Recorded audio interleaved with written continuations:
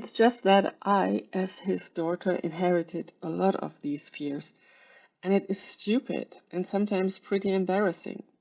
For example, especially at night, when my dad's parsonage is full of two big dark spaces, I have to ask for an escort to the bathroom halfway across the house just because I'm scared of the big house at night. Aside from being scared from time to time, my dad's pretty alright. He isn't particularly reprimanding except when he is, and goes off at the volume of a thunder boom going off right next to my ear. At least he doesn't have the habit of staying mad for hours on end and is pretty tolerant of the mess that comes with having an 8-year-old around, just like me. My mom has a nervous breakdown, usually directed at me, over a single sock laying on my bedroom floor where my dad probably wouldn't mind for at least a week before making a side remark about how I could maybe pick it up sometime. Oftentimes, my dad is just as boring as you'd expect from any other adult, or too tired to dedicate half an hour to playing hide and seek with me. Or worse, I take a lot of time to make up a bunch of cool new characters for a story, all complete with drawings fast glued onto cardboard shapes, and just want to spend the rest of the day playing out their adventures with him. One time, it made up a whole Viking family, and I was dying of excitement for my dad to play at least a few of the characters. But when I brought the whole thing to his desk, he just idly shook his reed and shooed me away. Really, he can write up sermons all day, but helping me play out the story of my 1000 AD Viking adventure RP is too much to ask of him. It's the worst when we are playing Lego together. That's something we both technically really enjoy. It's just that we have two very different definitions of playing with Lego. My dad can spend hours meticulously crafting a giant medieval castle, and he is really good at it, no question asked. I bet if I asked him, he could build an actual rocket out of Lego bricks.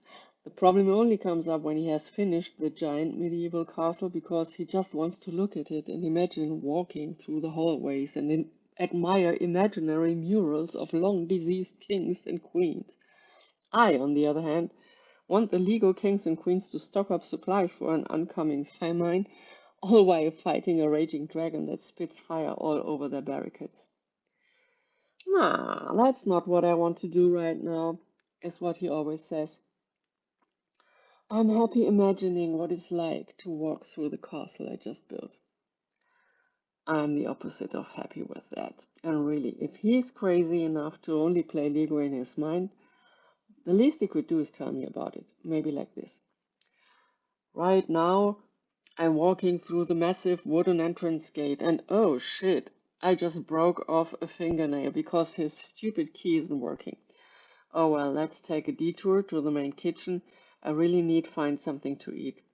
I get there, and all I find is an half-eaten apple and a corner of moldy cheese. But well, beggars can't be choosers. You can't be picky when you're living in the Middle Ages. Then I climb up to the highest tower, stumbling over the uneven stairs. Once at the top, I am on the lookout for enemies and begin to eat the rest of my apple. I find a little wiggly worm inside of the core and throw the whole thing into the water jump surrounding the castle.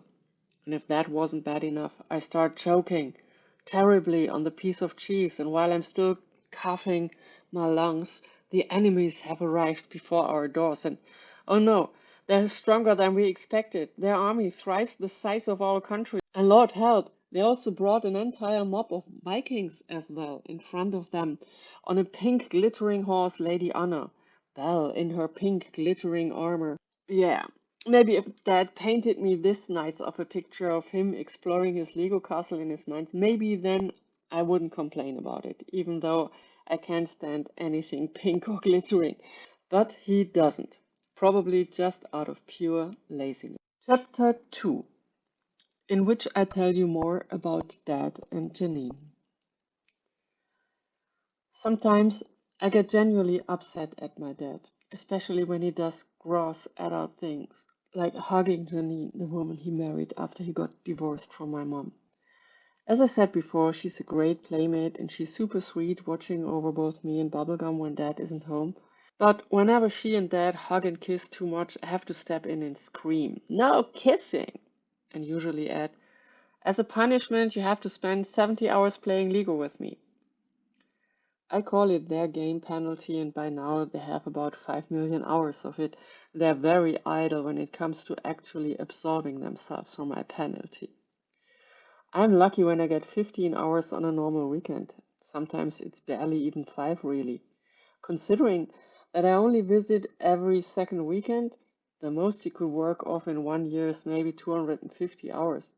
He'd need 20,000 years to get to 5 million. I don't think that's gonna work out though, because he's gonna be old and frail by that time, and I'd probably be an adult myself who doesn't want to play games anymore. Maybe one day I can get him to convert his game penalty into extra pocket money. Not one-on-one though, since even though Dad has a job, he's far from a millionaire. Maybe €1 per 100,000 hours? That sounds fair, doesn't it? Even more angry am I at my dad for breaking up with Mom and moving hundreds of kilometers away. But I'm sure I already mentioned that.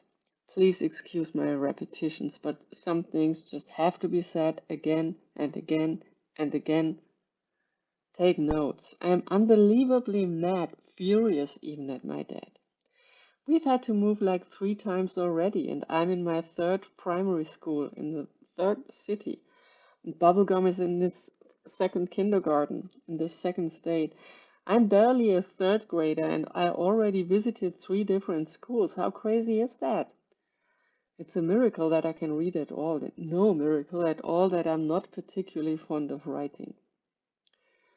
I wish he just stayed with Mom, in spite of them fighting all the time.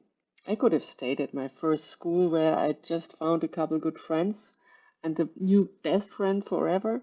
Same thing at the second school. Neither of them lasted any longer than a few months, though. I had to leave the first school because we, Mom, Bubblegum, and me, had to move out of the parsonage since the actual pastor wasn't there anymore. At the second school, because Mom had found herself a new boyfriend, not in the next city, but about 600 kilometers southwest. Now everyone keeps telling me that surely I'm going to find the same good friends and the best friend forever a third time. But really, who's going to guarantee that? Who promises me that I'm not just gonna find a bunch of mediocre friends and another best friend forever that lasts just for a couple months?